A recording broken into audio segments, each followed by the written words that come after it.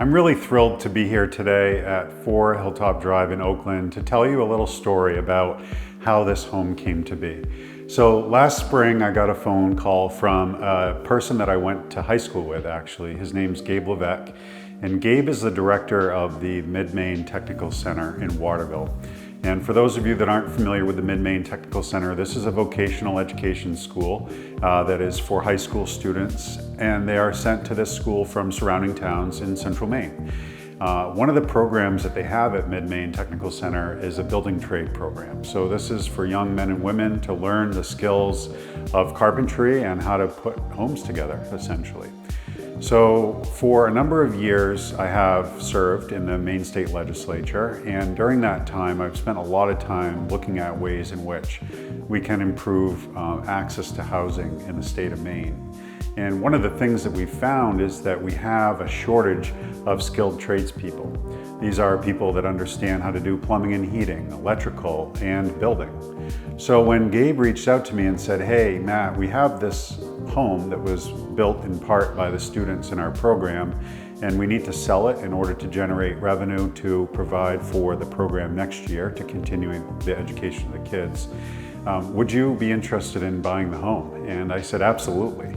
For a number of reasons, not the least of which is the fact that we need to do more to support trade education and make sure that there are resources available to educate future generations to be a part of creating the homes that we need to live in.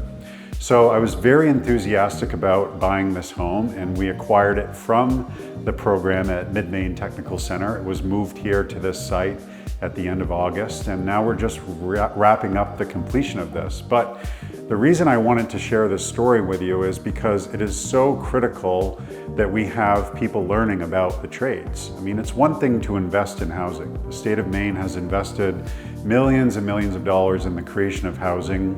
We're told that we need almost 84,000 units in order to meet the demands of housing in the state of Maine, and we're building at between 1,000 and 2,000 units a year. And so it's going to be very, very difficult to get to that level of construction unless we innovate.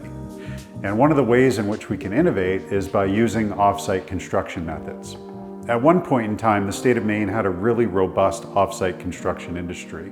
And then during the last economic recession, there was kind of a meltdown, and most of those places went out of business. In fact, there are only a handful of off-site home manufacturers in the state. Now, when I say off-site manufacturing of homes, I say that intentionally. What this home is a modular home, but the connotation that many people have of modular is somehow that it's less than, or it's not as good of a quality as a home that is built in the same fashion, but on the site. And so what we're seeing now is a need to innovate and think about things a little bit differently than we have in recent years in order to meet our production goals. So to that end, not only was I ecstatic about Gabe's request to do this to support the trade education, but I also was ecstatic about the fact that this home was built off-site, and it provided us an opportunity to look at ways in which we could meet this demand of housing by this application, being the home being built in a different environment. So this is the first home of what I hope to be many for myself as we continue to build out the community that exists in Central Maine so that we have the homes that we so desperately need to live in. And that is going to take an immense amount of work that we all need to be a part of, creating the foundation for which people can be successful in the state with the skills that they need, but also the access to housing that they need to be able to take jobs in this state. And I'm a firm believer, the only way we're going to be able to do that is if we get creative and we think outside the box in terms of bringing about some solutions. Some of these solutions may be not even entirely new, but ones that we haven't used to their fullest capacity so that we can meet the demand that we have for housing in our state.